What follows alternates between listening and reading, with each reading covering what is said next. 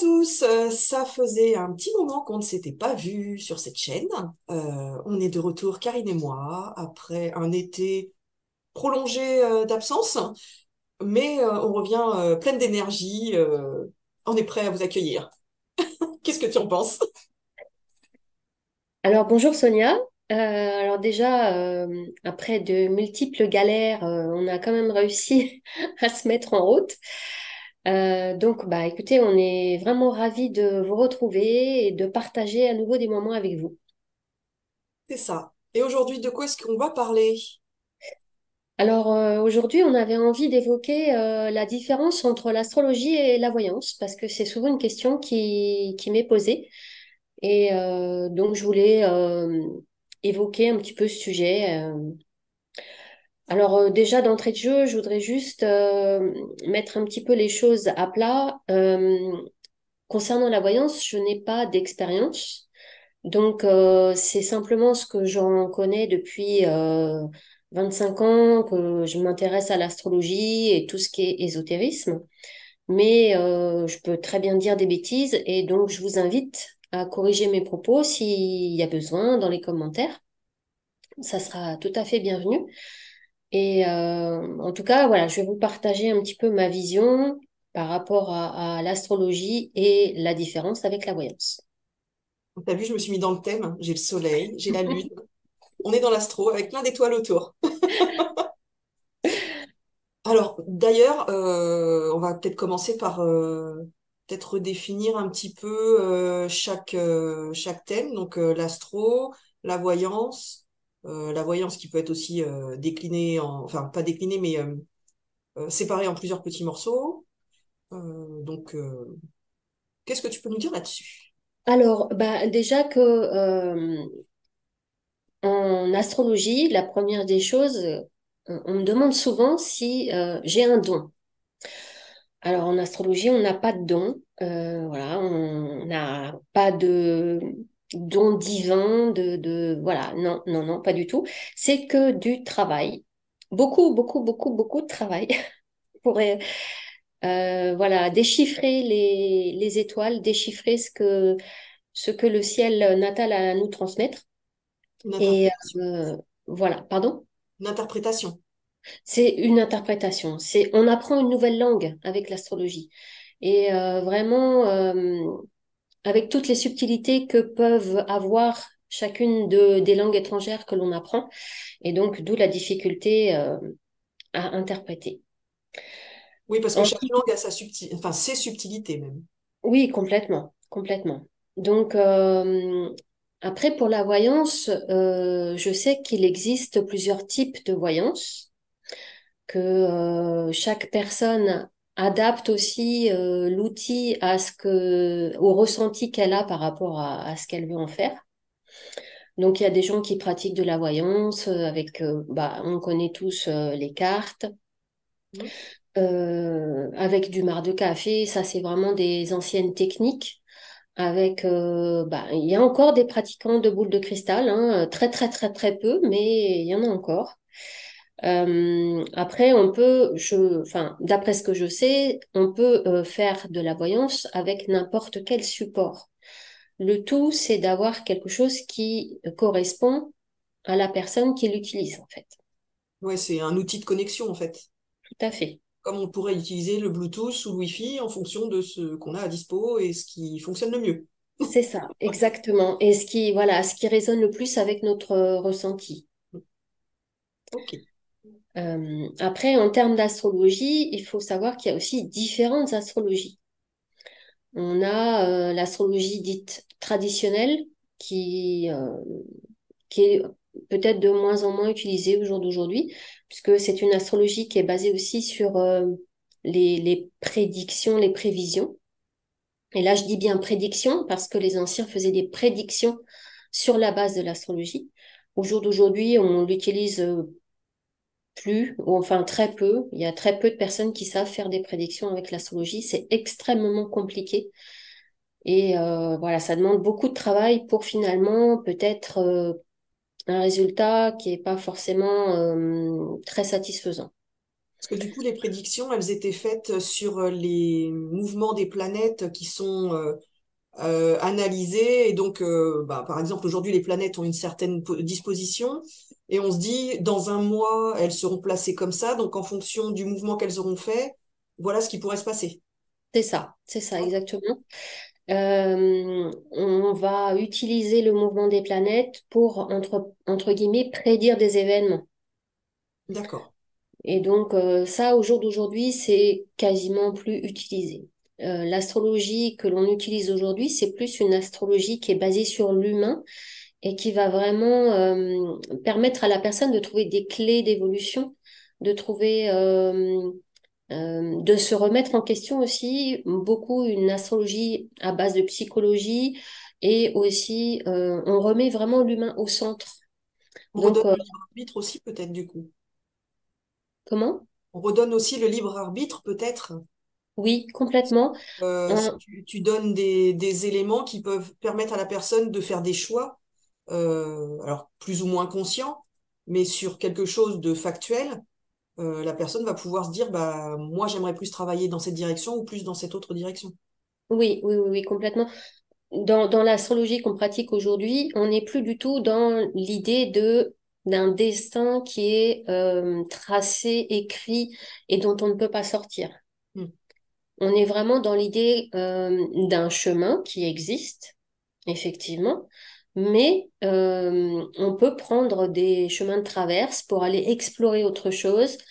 On a quand même une certaine liberté, même de ne pas choisir le chemin qui est devant nous et de partir ailleurs, Ouais. d'explorer autre chose. Ça me fait Et penser un petit peu à un jeu vidéo où on aurait justement plusieurs options. On nous propose plusieurs choix. Et à chaque fois, quand on a fait un choix, on a à nouveau d'autres choix qui peuvent soit nous ramener vers quelque chose qu'on aurait pu choisir dès le départ, soit nous en éloigner complètement. oui, oui, oui, oui, c'est un peu ça, c'est vrai. C'est vraiment le libre arbitre aussi qui va faire que qu'on va aller dans tel ou tel choix de vie. Et après, voilà, il y a des choses qui se représentent à nous, peut-être plusieurs fois, soit parce qu'on a des choses à en apprendre et à en tirer des leçons, ou soit parce qu'effectivement, on nous invite à revenir sur le chemin qui, à la base, nous était proposé. Ouais. Oui, parce que c'est peut-être un chemin qui finalement pourrait mieux nous correspondre. Juste, il y avait peut-être besoin de mûrir un peu ou Voilà, d'expérimenter d'autres choses avant de l'emprunter. exactement. Mm. Donc voilà, en ce qui concerne donc l'astrologie, il y a aussi l'astrologie karmique qui existe. Il y a beaucoup de formes d'astrologie au jour d'aujourd'hui. D'accord. L'astrologie karmique, t'es pas en train de te former dessus par hasard? Bah oui, justement. Oui, oui, je suis en pleine formation. Voilà, je prends mon temps parce que c'est un petit peu difficile aussi à digérer tout ça. Mais oui, oui, alors bon, l'outil en lui-même est très intéressant. Après, faut voir ce qu'on peut en faire. Voilà, je suis pas forcément dans l'idée de faire des thèmes purement karmiques, mais pourquoi pas avoir une information supplémentaire qui peut quelquefois apporter un éclairage nouveau sur l'interprétation qu'on a du thème. Oui, ça viendrait compléter ce que tu fais déjà. Voilà, Oui, pas oui. du tout pour le remplacer, mais plutôt pour agrémenter Oui, encore un peu plus l'interprétation que tu peux faire. voilà, pour affiner un peu plus l'interprétation, mais sans faire un thème purement karmique. Enfin, en tout cas, aujourd'hui, je suis pas dans cette optique-là. D'accord. Après, il y a aussi d'autres formes d'astrologie. Alors, de l'astrologie qui est dite, euh, je cherche le terme, intuitive. Ah oui, Voilà, voilà, l'astrologie intuitive. Alors moi, ça ne me parle pas du tout.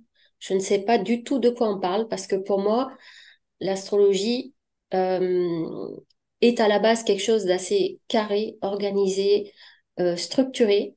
Et une fois que l'on a vraiment acquis toutes ces bases, donc avec plusieurs années d'expérience et plusieurs années d'études derrière, on peut se permettre quelque part de lâcher une interprétation purement mentale et d'aller vers quelque chose de plus intuitif. C'est peut-être Mais ça. alors, j'ai pas compris ça comme étant quelque chose. Je pense que les personnes qui se disent faire de l'astrologie intuitive font une espèce d'interprétation, mais je sais pas trop comment ils procèdent en fait. D'accord. Euh, Après, voilà. Moi, je suis pas trop dans cette idée d'astrologie intuitive parce que pour moi, l'astrologie, c'est vraiment quelque chose justement de d'organisé, de carré à la base, d'assez Actuel. structuré. Voilà. Et après, voilà, qu'on utilise une petite partie de son intuition, je veux bien, mais faut quand même pas oublier qu'il y a derrière tout un tas de symboliques et d'apprentissage à avoir avant de pratiquer. Donc, c'est très, très long. Ouais. Voilà, avoir vécu et avoir acquis un chemin avant de faire une vraie interprétation. Voilà. Enfin, en tout cas, ça, c'est mon point de vue et ça n'engage que moi, hein. C'est... Alors oui, pour rappel, effectivement, à chaque fois qu'on aborde des sujets, que ce soit toi ou moi, c'est toujours par rapport à notre propre cadre de référence. Donc effectivement, il peut y avoir d'autres points de vue, d'autres opinions peuvent être complètement opposées aussi, mais en fait, chacun exprime ses convictions en fonction de son cadre de référence. Tout à fait. On peut ne pas être d'accord, hein, il y a aucun souci là-dessus. C'est même comme ça qu'on évolue, hein, en Voilà, mais pouvant communiquer, échanger sur des choses où on n'est pas d'accord, et du coup, peut-être qu'en argumentant correctement, l'un ou l'autre peut convaincre l'autre que bah, finalement, oui, il y a peut-être une partie de vrai dedans. oui, oui, oui, complètement. Puis bon, après, est-ce qu'on a, voilà, on n'a pas forcément envie de convaincre, mais en tout cas d'échanger des arguments, ça, voilà, ça peut faire avancer aussi les pratiques des uns et des autres. Ah oui, c'était Et pas du tout dans le sens où c'était pour convaincre l'autre, c'était en disant qu'en argumentant, on pouvait amener l'autre à réfléchir d'une manière différente. oui, Tout complètement. comme l'autre peut nous amener, nous, à réfléchir d'une façon différente aussi. C'est valable dans les deux sens. Donc, dans les pratiques pures, on va dire, au niveau de l'astrologie, on prend comme référence la date, l'heure et le lieu de la naissance. Et on établit la carte du ciel, la carte des étoiles, la position des étoiles au moment et à l'endroit de la naissance. Donc ça, c'est notre base en termes d'astrologie. Voilà, en termes de voyance, alors moi, je vais essentiellement parler des cartes parce que c'est ce que je connais le mieux sans vraiment en connaître complètement, mais c'est ce que je connais le mieux. Donc, je sais qu'il existe aussi de nombreux jeux euh, qui sont utilisés. Moi, j'en connais deux un peu plus. Donc, le Béline, Mhm. qui est un jeu qui est assez connu et qui était assez fort, Il est assez les cartes puissant sont dans assez, ses expressions, oui. voilà, assez en termes d'énergie, il dégage vraiment quelque chose. Donc, le Béline et les tarots classiques. Alors après, il y a le tarot de Marseille et le tarot de Jodorowsky. Donc, qui sont deux tarots, mais Jodorowsky, lui, qui a énormément travaillé avec les tarots, euh, a fait son propre tarot. Donc après, bah, la personne qui utilise les cartes va se baser sur l'interprétation symbolique des messages qu'elle peut voir sur les cartes. De la même manière, en astrologie, on va interpréter la position des planètes en signe, en maison, et également les interactions qu'elles ont entre elles. Non, je ne me moque pas. Ben non, du tout.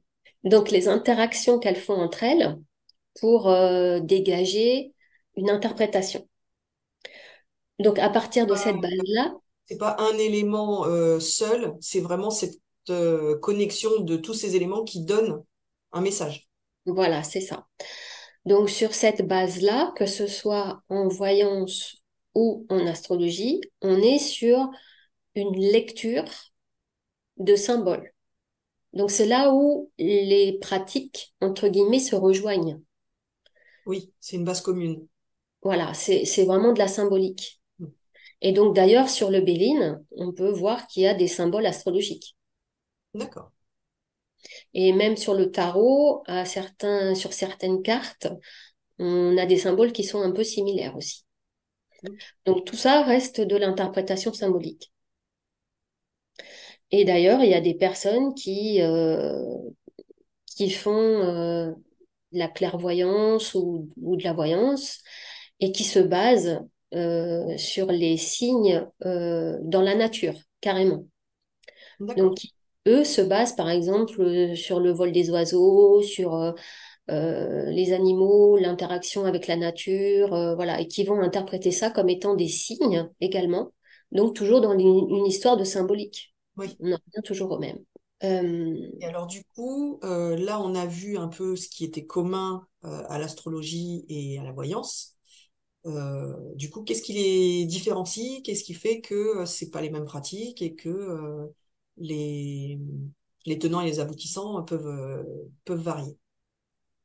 alors déjà en astrologie, comme j'expliquais tout à l'heure, l'astrologie moderne ne fait plus de prévision ou de prédiction. On va plus être dans ces schémas-là. On peut faire des prévisions, mais ça reste vraiment. Moi, j'utilise souvent le parallèle avec la météo en disant que c'est vraiment, voilà, c'est quand même un peu aléatoire. Hmm. Et que heureusement, les personnes ont toujours la possibilité d'avoir leur libre arbitre et de ne pas tenir compte de ce qui leur est dit ou voilà, c'est justement de garder une certaine froideur par rapport à l'approche qu'on peut en avoir. D'accord. Donc en général, en astrologie, on ne fait plus de prévision, de prédiction. Alors que la voyance, c'est son but, j'irais quelque part. À moins de faire une forme de voyance, d'accompagnement en développement personnel, ce qui peut être aussi tout à fait possible et intéressant. Mais les trois quarts du temps, je dirais, c'est plus sous une forme de prévision, prédiction. Ensuite, je dirais que l'astrologie a un côté peut-être plus mathématique quelque part, qui va, je pense, rassurer aussi beaucoup les personnes qui sont justement un peu réticentes, un peu par rapport à tout ce qui est ésotérique, Un peu qui moins ont... ouvert à la spiritualité. Voilà, exactement. Donc ça peut être aussi une façon d'aborder une forme de spiritualité en restant avec des éléments qui sont quand même Terre à terre. assez, voilà, assez terre à terre malgré tout. À l'inverse, des personnes qui vont aller voir une voyante auront plus, je dirais, cette approche vraiment ésotérique et peut-être moins terre à terre, effectivement, que l'astrologie. Oui, ils sont Euh, peut-être un peu plus ouverts à des choses moins palpables, on va dire. oui, oui, je pense qu'il y a un côté un peu comme ça où des personnes qui sont vraiment en recherche de quelque chose, d'une réponse, je dirais, connectée, vont aller chercher plus facilement chez une voyante que chez un astrologue. Après, l'astrologie demande beaucoup, beaucoup, beaucoup d'investissement de temps et de jus mental, d'énergie, de formation, etc. Et je sais aussi que tout ce qui est tarot, en tout cas, demande aussi énormément. Et donc, je sais que oui, le tarot demande aussi énormément d'investissement, d'apprentissage de symbolique, d'études derrière. C'est assez long aussi pour faire une véritable interprétation. Et c'est là-dessus aussi que je voudrais venir, que ce soit en astrologie ou en voyance ou en clairvoyance. Je pense que il est extrêmement dangereux de se lancer dans des pratiques que l'on ne maîtrise pas ou peu, que ce soit pour nous ou pour les autres. Donc vraiment, avant de vous lancer dans quelque chose de ce type, de proposer vos services d'aide, que ce soit gratuit ou payant d'ailleurs, hein, peu importe. Oui, Euh, les bénéfices ou les problématiques peuvent être tout autant présentes qu'on paye ou non. voilà, c'est ça. Et peu importe, mais je dirais vraiment, formez-vous sérieusement derrière parce que vous pouvez faire d'énormes dégâts sans même le vouloir. Donc voilà, Oui, parce que prudence. les personnes qui viennent vers vous, en fait, viennent en confiance et donc se livrent totalement et se mettent un peu à nu. Et du coup, l'idée, c'est de les aider quand même avec bienveillance, avec des connaissances qui sont nécessaires pour pas leur apporter n'importe quoi comme Ouais. message. Complètement. Et j'invite également les personnes qui vont à ces entretiens, que ce soit de voyance ou d'astrologie, à se renseigner auparavant sur la personne qu'ils vont rencontrer. Donc, avoir un minimum d'informations sur cette personne, sur son parcours, sur sa formation. Et puis, il y a une chose qui marche bien aussi, c'est quand même le bouche à oreille, hein. Ouais. Donc, à partir du moment où vous avez des personnes qui ont déjà eu l'opportunité d'être en entretien avec cette personne, d'aller les questionner, de savoir comment ça s'est passé et ce qu'elles ont pu en tirer. C'est important d'avoir le retour aussi de personnes qui ont testé avant vous. Ça paraît des choses basiques, mais ça reste Primordial. important à dire. Mm. Important à dire. Il y a aussi des personnes qui fonctionnent par flash, donc qui n'ont aucun support, Mhm. qui reçoivent des informations de clairaudience, de clairvoyance, de ressenti. Après, toujours pareil, là, c'est l'expérience qui fait que la personne peut décoder et interpréter ce qui se passe en elle et ce qu'elle entend et ce qu'elle perçoit. Mhm. Et donc là, par contre, je ne sais pas s'il y a de la symbolique ou pas dedans, s'il y a un décryptage symbolique, peut-être. En tout cas, il y a des personnes qui fonctionnent aussi à travers les rêves. Oui, Voilà, je sais aussi qu'il y en a qui font carrément la voyance à travers les rêves. Et donc, en ce qui concerne la clairvoyance, la clairaudience et le ressenti, là, par contre, je ne sais pas s'il y a possibilité. Je sais qu'il y a des gens qui proposent des formations pour développer notre intuition, mais je ne sais pas s'il existe vraiment des écoles, entre guillemets. Euh, Là, voilà, je, j'ai pas toutes ces informations-là, en tout cas. oui. Bah, Je c'est vrai sais. que moi, par exemple, dans mes séances de magnétisme, alors tout au départ, c'était assez protocolaire puisque je sortais de la formation et que du coup, on est plus dans le mental, dans la réflexion, lorsqu'on fait une prestation. Mais petit à petit, j'ai effectivement comme ça des messages qui me sont venus, alors que ce soit des messages que j'ai pu avoir par quelque chose que j'ai pu voir, entendre ou ressentir, alors que je comprends pas forcément sur le moment, parce qu'une fois j'ai vu, c'était des branches, enfin bon, il y avait une histoire de branches d'arbres qui étaient dissociées, séparées les unes des autres, etc.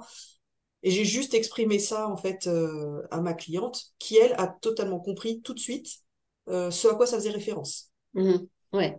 Oui, à ce moment-là, je pense que c'est plus de l'ordre de la transmission pure de l'information, en fait. Donc, c'est juste être ce qu'on pourrait appeler canal, Oui, mais pour moi, c'est pas de la voyance. Tu vois, d'accord. la différence, c'est que en tant que canal, on va juste transmettre une information, un ressenti, une vision, euh, un mot, on va le transmettre comme on l'a reçu en fait. Oui. Et il n'y a pas d'interprétation. L'interprétation, elle n'est pas pour nous en tout cas. Non, et puis on n'a pas les outils pour pouvoir interpréter. C'est ça, c'est juste un message qui est transmis, mais qui n'est pas destiné à être interprété par nous. Oui, on véhicule juste le message. Voilà. Et après, la personne, elle, va te dire, ah oui, ça fait référence à quelque chose que, voilà, je vois tout à fait ce qu'on veut me dire, mais voilà, mais ça reste une transmission comme si on avait un, un message qu'on venait de nous donner au creux de l'oreille et qu'on le transmet à la personne, on transmet mot pour mot ce qu'on a entendu. C'est ça. La voyance, c'est vraiment une interprétation. Il y a un travail d'interprétation derrière pour vraiment euh, transmettre une information sur un potentiel futur ou une potentielle réussite ou un potentiel échec d'un projet. Et donc là, c'est vraiment un travail d'interprétation. Oui. Donc pour moi, c'est complètement autre chose. Ah, il y a aussi une autre pratique que j'ai revue il y a pas longtemps. D'ailleurs, ça m'a fait sourire. Euh, c'est le yiking. Le quoi donc? Le yiking. Je ne connais pas du tout. Ah, ça, c'est une méthode de prévision, prédiction, plutôt prédiction, basée sur un énorme bouquin. Donc, c'est plutôt chinois de mémoire, je crois. Enfin, c'est asiatique, ça, c'est sûr. Et donc, c'est voilà, des signes qui sont dans ce bouquin et qui viennent donner une certaine interprétation. Enfin voilà, c'est pareil, il y a une interprétation dans le Un peu Viking. comme on pourrait utiliser des runes. Les runes également, ouais, ouais. J'ai également vu une dame qui faisait même ses propres runes. Ça, c'est top. D'accord. Ouais, ouais, elle fabrique elle-même ses propres runes. Et oui, bah, oui, c'est un peu aussi. Alors, c'est une méthode ancestrale, puisque là, c'est vraiment les Celtes hein, qui utilisaient les runes. Et ben, c'est aussi une interprétation symbolique enfin, de signes, de symboles, les runes, voilà. Oui. Donc ça aussi, c'est oui, effectivement, une méthode de prévision-prédiction qui est assez, assez ludique. Moi, je trouve ça un peu, voilà, j'aime bien. C'est sympa. Ça ressemble presque à un jeu, mais il faut faire attention, les messages ne sont pas toujours aussi agréables que lorsqu'on les... Ah oui, ah oui. Ah oui, de temps en temps. Alors, puis effectivement, quand on a un message un peu redondant, on va dire, voilà, même si on insiste lourdement en posant la question de différentes manières et qu'on a toujours la même réponse, voilà, ça c'est faut se faire une raison. voilà. Au bout d'un moment, il faut essayer d'accepter ce que l'on nous transmet. Donc, que ce soit pareil, que ce soit en termes d'astrologie ou de voyance, il n'y a pas de temps. On va pas consulter, entre guillemets, on va pas voir un astrologue tous les ans systématiquement ou tous les mois ou tout. Et la voyance, c'est pareil. Hein, faut pas, enfin, je dirais, il faut pas tomber dans une espèce de dépendance non plus. Oui. On n'est pas là pour donner les réponses à la personne sur sa vie, les choix qu'elle a à faire, mais juste pour guider. Donc, guider la réflexion, guider. Oui, parce que la répétition pourrait justement retirer le libre arbitre de la personne et fausser le chemin parcouru, puisque on ferait des choix en fonction des dires de quelqu'un d'autre et pas en fonction de ses propres ressentis. Voilà, complètement. Et donc, toujours se faire confiance. Moi, c'est ce que je dis aussi souvent aux personnes qui viennent en entretien. Euh, voilà, quelquefois, on peut avoir une interprétation sur une planète, admettons une position planétaire particulière, et que la personne dise, bah non, je, là, je ressens pas trop. Alors, est-ce que c'est normal? Ah, mais moi, je dis, écoutez, ce qui est normal, c'est surtout de vous baser sur votre ressenti. C'est votre ressenti qui prime sur l'interprétation. Ce que l'astrologue a à dire, quelque part. Alors, effectivement, ça fait souvent écho et ça vient questionner la personne, mais la parole de l'astrologue ne prime pas sur le ressenti de la personne. Hein. Non, c'est plus un support en fait. C'est un support. C'est juste un support. Et après, si la personne ne vit pas les choses de la manière dont l'astrologue peut décrypter, bah écoutez, ça peut être un sujet de discussion aussi. Oui. Justement, de dire, bah tiens, comment ça se fait que vous ne ressentez pas les choses comme ça? Comment vous le vivez? Est-ce que ça vous pose problème ou pas? Et à partir du moment où ça pose pas de problème, dire, il n'y Pas a besoin pas, voilà, d'échanger quoi que ce soit. voilà, on s'arrête là et c'est tout. Après, on peut questionner la personne sur son ressenti, mais je dirais, il faut pas aller chercher des poules là où il n'y en a pas. Ouais. Bon, eh bien, je crois qu'on a fait pas mal le tour du sujet. Qu'est-ce que tu en penses? Oui, oui, je pense qu'on a fait un bon tour. Après, si vous avez des questions, surtout n'hésitez pas à les mettre en commentaire. On se fera un plaisir d'y répondre. Et si vraiment ce sont des questions plus vastes, à ce moment-là, on pourra même carrément dédier une vidéo à votre question. C'est ça. Oui, parce que là, l'idée, c'était d'aborder de façon un peu succincte. De toute façon, en 20 minutes, une demi-heure, on peut pas aborder les sujets en profondeur, mais c'était quand même d'aborder ces sujets, de vous présenter un petit peu les points communs, les différences de ces techniques. Et bien sûr, comme vient de le dire Karine, s'il y a des questions, faut surtout pas hésiter. On se fera un plaisir à y répondre. Merci de votre attention. Merci à tous de valider un petit peu notre travail, de mettre des commentaires et n'hésitez pas à vous abonner, des pouces, enfin tout ce que vous voulez. Il y a pas de souci, on accepte, on accepte. Même les critiques, hein, peuvent être constructives, donc n'hésitez pas. Absolument, les critiques sont en général constructives quand elles sont faites avec bienveillance. C'est ça. Donc, faites-vous plaisir. À très vite pour une prochaine vidéo. Et donc cette fois, ce sera Sonia qui nous présentera un thème en relation avec Un son thème activité. surprise. C'est la période, hein, on approche des fêtes, donc ce sera un thème surprise. Ouais. Allez, au revoir tout le monde. Bonne journée.